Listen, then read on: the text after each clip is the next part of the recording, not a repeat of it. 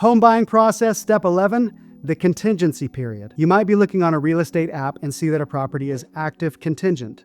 What does that mean? It means the property is past the option period, which means the buyer no longer has the option to back out of the deal for any reason they choose and get their earnest money back. But it still has at least one contingency in place. And if that contingency is not met, then the buyer can back out and get their earnest money back for that specific contingency reason. The most common contingency is called a financing contingency. Unless you're paying all cash for a house, you'll include a third-party financing addendum with your offer. In the third-party financing addendum, there's a space where you can put a certain number of days for your financing contingency.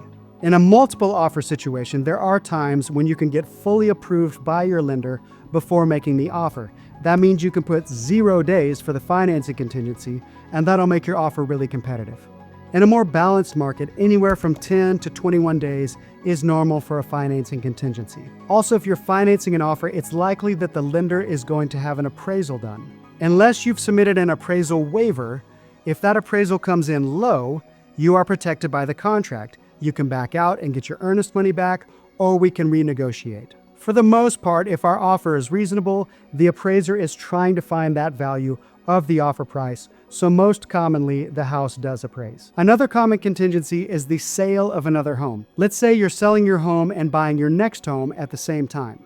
You put an offer on your next home, and that offer is contingent on the sale of your current home.